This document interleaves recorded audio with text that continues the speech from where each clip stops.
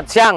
Siang. Selamat siang. Siang. Oke, jadi kita udah di gudang pupuk. Kita akan kenalin secara karakteristik masing-masing pupuk. Ini ada pupuk tunggal dan pupuk kimia. Karena di perkebunan itu bisa kita pakai pola pemupukan tunggal, pakai pupuk tunggal juga bisa, pakai pupuk majemuk atau NPK juga bisa. Yang paling penting adalah kalian sebagai calon pemimpin itu adalah mengetahui karakteristik masing-masing pupuk ini. Karena karakteristik ini akan menentukan bagaimana cara yang tepat, kemudian bagaimana urutan yang tepat. Kalau kita di perusahaan, pasti semuanya adalah tergantung dari rekomendasi dari riset yang ada. Kapan kita akan mupuk, seberapa banyak, tinggal kita menjalankan saja. Namun setidak-tidaknya bahwa kalian calon pemimpin ini harus tahu dulu karakteristik pupuk. Jangan hanya ditanya seolah misalnya KCL ini. KCL itu warnanya apa? Merah, Pak. Belum tentu semuanya merah. Itu. Bagaimana cara ngetes? Karena bisa jadi bahwa pupuk yang nanti diaplikasikan ke lapangan adalah bisa jadi kondisinya adalah tidak sesuai dengan kadarnya. Walaupun kalau kita di perusahaan untuk bisa mengetahui kadar ini tepat atau tidak, setelah di gudang datang, disampel. Sebelum digunakan itu disampel dulu, dimasukkan ke laboratorium, maka kita akan mengetahui kadarnya berapa sih gitu. Misalnya kita pakai RP, berapa kadar P2O5? Satu-satunya cara adalah bagaimana kita masukkan ke laboratorium, akan keluar datanya. Misalnya di rock fosfat ini, misalnya ini merek Sasko, kadar yang tertera itu 28% P2O5. Benar atau enggak? Benar enggak 28% P2O5? Sehingga ketika kita menggunakan ini adalah menunggu dari hasil analisisnya. Nah, kita pagi ini, siang ini kita akan mencoba ngetes ya, baik dari kelarutannya, kemudian secara fisik terhadap pupuk-pupuk tunggal dan pupuk-pupuk majemuk ini. Kita akan mulai dari sini ada KCL. KCL kita punya 2 sampel, yaitu adalah KCL. KCL sama MOP bedanya apa? Sama, Pak. Sama. Nggak ada beda. Satunya KCL, satunya MOP. Namanya aja ya. Pak. Jadi MOP itu sama dengan KCL. Jadi, tapi sebelumnya kita minum dulu ya, nih, air mineral dengan nih. Kalau guru itu boleh dulu minum apa? Mereknya apa ini? Kenapa harus klub, Pak? Kenapa harus klub? Iya, Pak. Mengandung banyak mineral yang bermanfaat bagi tubuh kita. Tolong endorse nih klub ya. Indofood. Ini. Jadi kita akan ngetes dulu KCL. Jadi kalau ngomongin KCL yang pada hari ini memang harganya mahal. Banyak merek KCL. Warnanya KCL itu ada yang warnanya putih, ada yang warnanya pink dengan yang seragam, ada juga yang kadang-kadang kristal merah dan kristal putihnya agak besar-besar. Kemudian ini dalam ini kelembutannya juga beda. Kalau kita lihat cap bunga merah ini kristalnya agak kasar tapi tidak terlihat aslinya. Kalau di cap daun ini relatif kelihatan kristalnya lebih kehalusannya hampir seragam. Namun untuk mengetes KCL ini adalah kita harus melarutkan dulu. Kita tidak bisa mengatakan, oh ini KCL-nya palsu nih. Ini bagi para petani harus hati-hati. Beberapa kasus KCL ini dicampur untuk mengelabui warnanya sama-sama merah adalah banyak mungkin sedikit lah oknumnya yang penjualnya melakukan oplosan. Dioplos dengan menggunakan urea subsidi. Sama-sama pink ini. Warnanya pink, dioplos sama pink maka nggak kelihatan. Maka harus hati-hati. Lah, kita akan mengetes, cara mengetesnya untuk mengetahui kualitas tentang KCL, maka kita harus melarutkannya. Jadi kita larutkan ke dalam air mineral ini.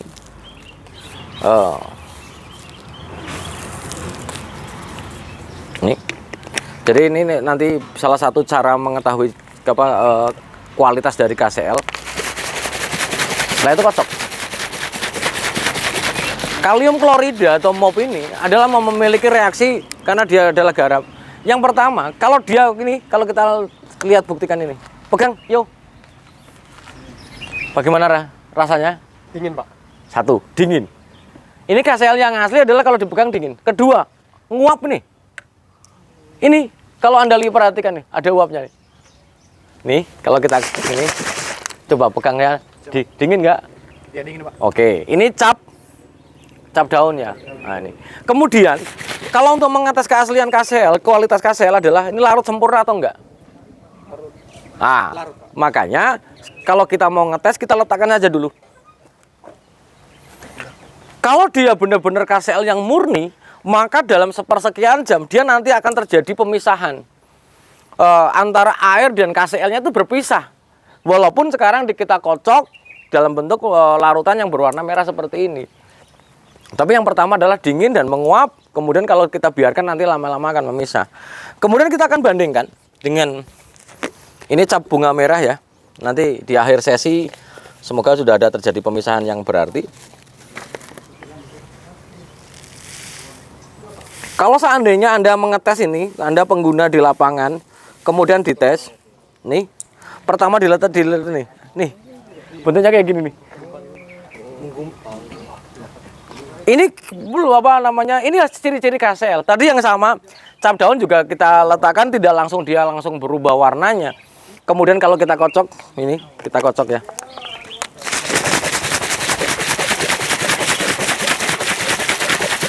Semakin cepat larut berarti akan membuktikan bahwa nanti reaksi di tanaman akan lebih cepat.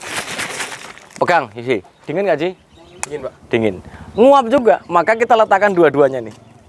Untuk mengetahui, ini adalah cara yang simpel untuk mengetes KCL. Kalau seandainya waktu Anda di lapangan dikirim dari gudang ternyata di lapangan terdeteksi Anda mencoba sedikit saja misalnya dimasukkan ke dalam ini, kemudian ada kerikilnya.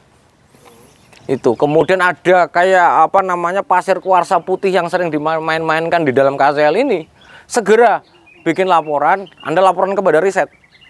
Itu bisa jadi bahwa terjadi kontaminasi ataupun pencampuran pupuk KCL ini. Maka ini ada cap bunga merah, nanti kita buktikan warnanya beda ya. Kalau seandainya dia KCL yang asli, maka dia nanti akan terjadi pemisahan. Kalau seandainya 1 kali 24 jam dia tidak memisah antara KCL dan airnya, ini kita sudah harus tanda tanya nih. Karena KCL sekarang harganya di 900 sampai 1 juta per saknya ya. Maka benar-benar harus diantisipasi, jangan sampai kita memupuk KCL dengan bahan kontaminan yang banyak, ataupun malah justru KCL-nya adalah KCL yang palsu. Oke, ini adalah KCL. Ada yang mau ditanyakan tentang KCL ini? Bicara tentang KCL? Izin Pak. Ah. Terkait sama-sama KCL, warna beda itu dari bahan ininya pelarut atau apanya Pak? Pewarnanya aja. Pewarna aja. Iya. Lah bagaimana nanti kalau KCL warnanya putih? Kuncinya ada pada 60% K2O sebenarnya. Maka kalau memang kita apa namanya punya misalnya nanti Allah meridhoi kalian jadi toke belinya segudang segini, maka kita jangan segen-segen untuk apa namanya untuk melakukan analisis di laboratorium. Karena memang analisis laboratorium memang sebenarnya murah saja dan mudah pada saat ini. Jadi jangan dikira susah untuk melakukan analisisnya. Ini yang pertama. Kemudian ada juga yang warnanya putih. Dilarutkan ya sama. Dia tetap misah loh. Karena bahwa kembali lagi KCL adalah senyawanya garam. Ikatannya adalah ikatan garam. Bukti ikatan garam apa? Buktinya kalau dia kena luka, perih. Nah, itu. Perih nggak sih kemarin? Wah, iya. Makanya kalau praktek Pak Pendi kenapa nggak harus pakai sarung tangan biar tahu Anda ngasih tahu kepada karyawan bahwa harus pakai APD supaya tangan kita nggak perih. Oke, kemudian yang kedua, ini sebelum nanti kita masuk ke majemuk adalah urea. Ini adalah urea dari pupuk Kaltim ya. Itu urea pupuk Kaltim itu ada dua, ada granuler dan ada yang pril. Ini pun sama, cara ngetesnya bagi para kita. Urea ini jarang dipalsukan, kembali lagi, urea jarang dipalsukan. Paling kalau misalnya terjadi kontaminannya adalah berupa campurannya yang kayak tetap garam juga, karena dia harus larut 100%. Kadar dengan 46% nitrogen itu harus larut total ini. Maka kalau Anda lihat ini bentuknya seragam ya. Nih, bulat-bulat seragam seperti ini nih. Ini kalau dilarutkan sama. Kita buktikan. Nih. Urea ketika dilarutkan ke dalam ini, kita untuk mengetahui apa namanya keasliannya. Urea ini wajib larut 100%. Ini salah satu ciri khas urea yang apa namanya, urea itu kalau dia bersentuhan dengan udara bebas, maka dia akan mengalami pelelehan seperti ini. Ini menandakan bahwa urea memang memiliki daya higroskopis yang besar. Sehingga dalam penyimpanannya memang benar-benar Anda punya gudang, pastikan gudangnya tidak lembab, tidak bersentuhan dengan tanah yang langsung, tidak terkena sinar matahari langsung. Urea gudangnya kena sinar matahari langsung, maka kemungkinan akan menguap dalam bentuk amoniak akan sangat besar. Nah ini buktinya. Jadi untuk urea itu sekali lagi jarang-jarang yang palsu. Namun untuk mengetes ini harus larut 100%. Kalau tidak larut 100%, kita pertanyakan ureanya adalah bahannya seperti apa nih.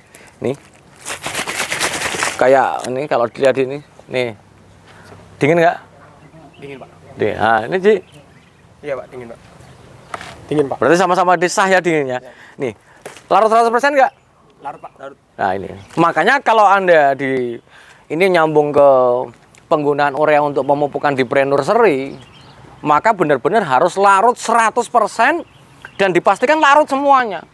Ada satu butiran urea yang dalam bentuk yang tidak larut, maka ini akan berpengaruh sekali terhadap kualitas daun nantinya. Oke. Biar terekam lebih bagus, Mas Rio coba tengokkan dulu ini. Siap. Karena ini panas biasanya mati itu HP-nya. Masih berjalan? Masih, Pak. Oke. Kemudian selanjutnya, ini kalau urea tidak terjadi pemisahan karena dia larut 100%. Kemudian yang selanjutnya adalah tentang dolomit. Dolomit ini banyak jenisnya, merek dagangnya banyak sekali. Ada M100, ada DFA. Ini menggunakan merek Sasco. Pada dasarnya dolomit adalah berupa batuan ya yang digerus saja, maka dia harus lembut. Maka salah satu syarat yang tertera di dalam kemasannya adalah bahwa dia 50% lolos 80 mes. Artinya bahwa dia adalah kondisi fisiknya harus sangat lembut. Ketika menggunakan dolomit ini harus hati-hati, khususnya kepada karyawan kita. Kembali lagi bahwa dasarnya baik rock fosfat ataupun dolomit ini adalah batuan. Ketika nanti ditebar dan terhirup langsung kepada karyawan kita semuanya, yang terjadi apa? Terakumulasi di dalam paru-paru mereka dalam bentuk batuan. Ini akan sangat bahaya kepada karyawan kita. Tidak hanya waktu kita tidak hanya waktu dinebar di lapangan saja, termasuk saat penguntilan wajib pakai APD, pakai masker, Bu. Jika tidak pengen paru-parunya adalah mengalami akumulasi batu di dalamnya. Karena ini batu ini. Kemudian kalau kita larutkan tidak banyak berubah. Karena dia memang batu, jenis batuan, maka dia memang tidak banyak berubah. Ini. Tapi kalau misalnya nanti Anda jadi asisten, kemudian melihat pupuk ini kok ada kerikilnya, ada batuan beku yang warnanya hitam-hitam dan besar-besar, segera bikin laporan. Berarti dolomitnya adalah tidak lolos 50% 80 mes. Ini sudah menyalahi aturan. Dan sekali lagi dolomit salah satu pupuk yang tenang saja nggak banyak dilakukan pengoplosan. Ya wajar, dia bentuknya kayak apa? Coklat susu, Pak. Nah, coklat susu ini. Dia nggak akan ini. Dia kan terjadi larutan mutlak. Kenapa harus ada mesnya? Karena dia terbuat dari pupuk dari batuan yang lambat, yang termasuk slow release. Jadi dia memang dibuat sehalus mungkin supaya dia mudah bereaksi ketika dilakukan pemupukan di lapangan. Ini dolomit, begitu juga dengan rock fosfat, yang mana bahwa ketika kita menggunakan rock fosfat ini, balik lagi, kalau dolomit made in Indonesia banyak. Karena Indonesia memang gudang kapur. Kalsium, magnesium, karbonat 2 kali ini banyak di Indonesia. Nah, bedanya rock fosfat rata-rata adalah pupuk impor dari luar negeri. Makanya kita tidak bisa menggunakan parameter warna saja untuk mengatakan itu pupuk asli atau tidak untuk rock fosfat. Karena bahwa rock fosfat Mesir, rock fosfat Maroko, rock fosfat Peru itu warnanya beda-beda. Warnanya beda-beda. Tapi dikunci kualitasnya adalah P2O5-nya adalah 28%.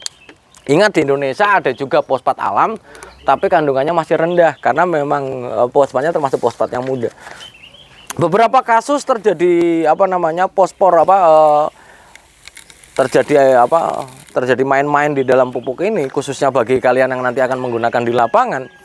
Ini kalau misalnya kita tutup, kita kocok, untuk mengetahui dia kualitasnya baik atau tidak adalah dikocok dulu. Setelah dikocok dulu, biarkan dia mengendap seperti ini, kemudian buang airnya. Setelah dibuang airnya, baru nanti kita amati. Nih, sudah mengendap ya. Oke.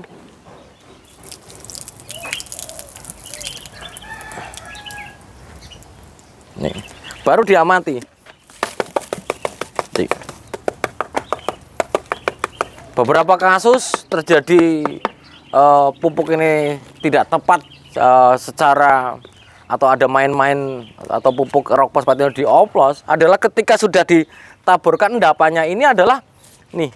Kalau Anda lihat, ada yang aneh nggak? Nggak ada ya? Nggak ada kerikil yang besar, nggak ada ya? Ini nggak ada. Kemudian nggak ada asbes. Tidak ada asbes. Pernah saya coba di sini kayak gini, tak buka kayak gini, dalamnya isinya asbes. Ada kerikilnya, batuan beku. Kalau terjadi batuan segini-gini aja, ini berarti dia, apalagi kayak gini nih, berarti dia sebenarnya sudah menyalahi aturan. Dia tidak lolos 50%, 80 mes. Dan tidak boleh ada batuan bekunya. Dalam batuan bekunya itu misalnya warnanya yang hitam-hitam itu nggak boleh. Oke. Kemudian ada pupuk boron. Boron ini atau borat ini, artinya bahwa pupuk boron ini adalah kita menggunakan merek mahkota. Mereknya merek mahkota, di mana merek mahkota ini memiliki ciri khas yang memiliki warnanya putih bintik-bintik merah seperti ini. Ini kalau dilarutkan pun, kita akan ngetes seperti apa melarutkannya. Ini. Tapi jangan semuanya ditembak rata bahwa boron itu harus ada bintik-bintik merahnya. Kayak borogen 48 itu nggak ada bintik-bintiknya. Tapi kalau boron mahkota ini ada bintik-bintiknya. Namun kita akan melihat boron ini kalau dia dalam kondisi yang lembab, dia bisa kerasnya luar biasa. Maka kita harus menjaganya dalam kondisi yang kering. Ini sebagai contoh. Nih. Karena dia kalau ketetesan air dia keras. Nah, ini kalau misalnya dia baru,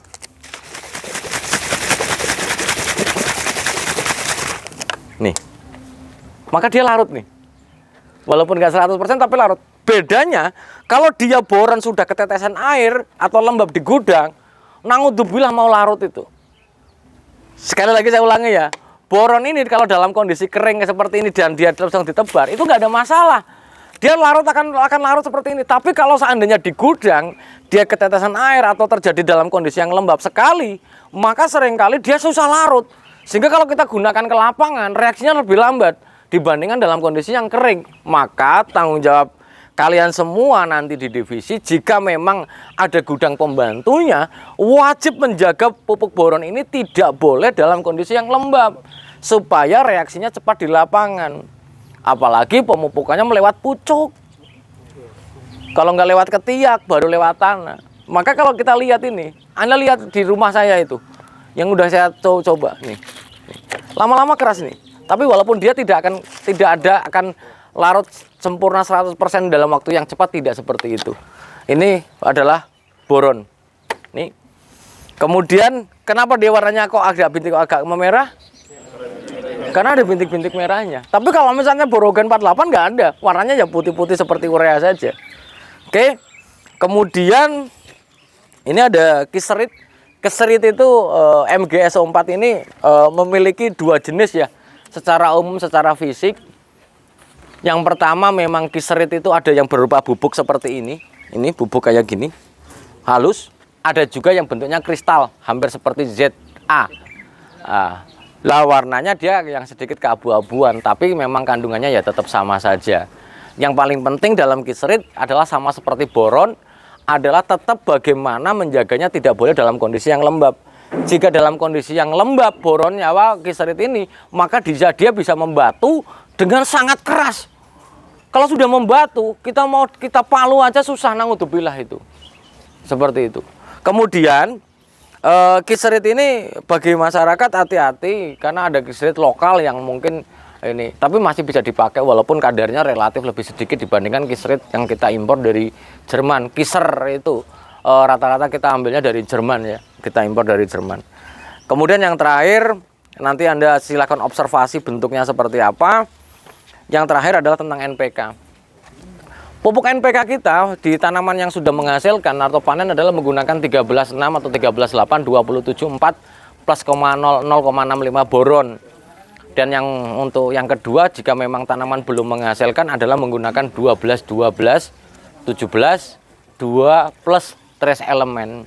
Saya ulangi lagi, NPK yang digunakan untuk panen adalah 13,8, 27,4 plus 0,65 boron atau 13,6, 27,4 plus 0,65 boron. Kemudian untuk tanaman yang belum menghasilkan kita menggunakan yang 2 plus Plus 0,6. plus TE, trace elemen. Lah bedanya mungkin secara fisik nanti Anda bisa eksplor sendiri ini. Tapi hal yang ingin saya ingatkan kepada kalian semua yang nanti punya gudang pembantu di divisi ataupun Anda penggunaannya, bahwa dengan kadar 13% nitrogen dan 12% nitrogen, maka dia juga memiliki kemampuan mengikat uap air di udara yang sangat cepat. Jika memang kondisinya adalah terbuka, ya dia akan meleleh seperti ini. Ini akan meleleh seperti ini. Ini. Maka kalian harus punya gudang pembantu yang memang harus ditutup rapat. Artinya kemasan yang kebuka harus ditutup rapat kembali supaya dia tidak terjadi penguapan. Sehingga yang terjadi untuk NPK ini juga tidak disarankan jika memang dalam 1 minggu tidak ada hari hujan untuk pemupukannya. Jika memang 1 minggu kemarin nggak ada hujan, maka jangan coba-coba kita mupuk. Lebih bagus seperti itu. Kalau misalnya dolomit sama rock fosfat, ya mau pupuk aja. Maka walaupun sudah ada rekomendasi dari riset bulan dan waktu kita memupuk, namun kita juga sebagai asisten juga harus melihat kondisinya. Bulan April kita harus mupuk urea, sudah 3 minggu lu nggak mupuk, kalian pupuk, maka tanaman kalian hanya mendapatkan sepersekiannya saja, lebih banyak menguap menjadi amoniak. Maka lihat sikon itu mau agak saru tapi nggak berani. Jadi kita lihat sikonnya. Kalau memang tidak ada hujan, maka yang NPK kita bisa pending sebentar nih. Syukur-syukur kalau memang ada dalam 1 minggu itu ada hari hujan yang cukup deras, ya udah kita pupukkan. Kuncinya ada pada lembab. Sebagai penutup pada hari ini seperti ini. Pupuk ini itu memegang biaya yang cukup besar, besar banget. Analisis pendi perhitungannya bahwa dalam 1 tahun per hektarnya angkanya bisa tembus pada hari ini dengan menggunakan pupuk tunggal bisa tembus sampai 7 jutaan. 7 jutaan loh per hektarnya. Angka yang cukup besar. 7 jutaan kalau Anda tidak awasi dengan benar. Kita harus mengikuti 5T. Tepat cara, dosis, khususnya dosisnya. Lu nguntil yang benar. Itu. Pastikan bahwa setiap pokok sesuai dengan dosisnya harus yang benar. Caranya, waktunya, sepagi mungkin kalian atur. Lebih bagus mupuk itu jam 11:30 selesai istirahat, daripada kita mulai jam 8 pulangnya jam 12:30, jam 1 seolah-olah kerjanya semangat. Salah. Karena kembali lagi bahwa pekerjaan pupuk adalah pekerjaan target yang harus diselesaikan secepatnya. Kalau bisa sepagi mungkin kita memulainya. Supaya efektif penyerapan unsur haranya akan semakin tinggi dengan adanya bantuan dari alam, yaitu adanya embun pagi itu sendiri. Oke, mungkin itu adalah itu penjelasan berkaitan dengan fisik pupuk ini yang nanti silakan Anda eksplor dan bikin laporannya penggunaan pupuk-pupuk ini. Dinginnya seberapa sih? Anda wajib merasakan satu persatu untuk bisa mengetahui ini untuk mengetahui karakteristik pupuk masing-masing. Sebagai contoh nih, ini baru berapa jam nih? Udah misah nih. Ini lama-lama misah ya? Itu. Ini misah nggak? Ya. Nah, ini belum. Enggak, ini belum misah. Sehingga para training semuanya setelah ini selesai, silahkan nanti Anda eksplor masing-masing pupuk dan bikin laporannya. Itu kandungannya berapa, warnanya apa, apakah dia higroskopis, bagaimana kelarutannya, mumpung kita masih di gudang ini. Mungkin itu aja dulu yang dapat saya sampaikan. Ada yang mau ditanyakan? Oke. Saya menanyakan, nah ini pupuknya kan Pak, bentuknya beda-beda nih Pak ya. Jadi kalau misalnya bentuknya beda-beda kayak gini, pengaplikasiannya sama atau beda Pak? Sama. Kalau kita mengaplikasikan di perusahaan, semuanya adalah top dressing, sebar di piringan semuanya.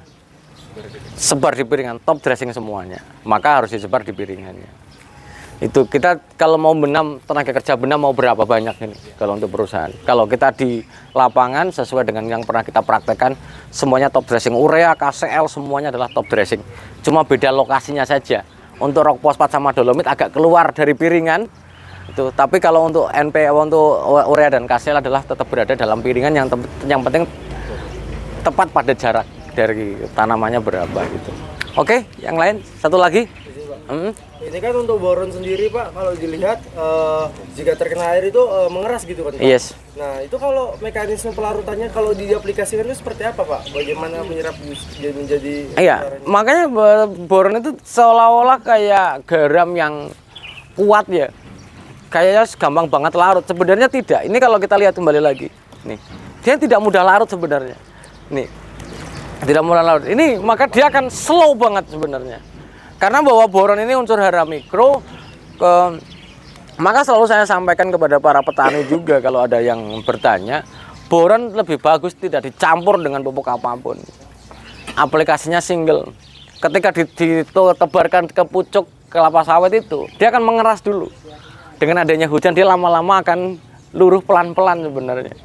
Begitu juga ketika ditebar di piringan, bukan jrep kena hujan langsung lari semua. Yang ditakutkan di piringan adalah ketika hujan sak bongkah-bongkahan kayak gini tuh ikut lari gitu loh. Ini menjadi masalah. Padahal kita cuma menggunakan 50 sampai 100 gram. Itu maka lebih bagus di ketiak-ketiaknya saja nggak apa-apa. Karena kembali ke dasar kebutuhan boron, boron adalah unsur hara mikro yang diperlukan hanya sedikit saja. Seperti itu. Kayak ini ada 0,65 boron. Kalau sudah pakai NPK, ya nggak usah perlu pakai boron lagi. Asal dosis per pokoknya memenuhi syarat 6 sampai 8 kg NPK 13,8 atau NPK 13,6 27,4 plus 0,65 boron sebenarnya. Seperti itu. Oke, ada yang mau nanya lagi? Terakhir? Cukup? Cukup ya. Nanti segera karena kalian explore mengenai pupuk-pupuk ini dan bikin laporannya, foto dan masing-masing pupuknya. Mungkin aja dulu yang dapat saya sampaikan. Terima kasih dan salam sehat buat kita semua. Terima kasih. Selamat siang. Siang. Selamat siang.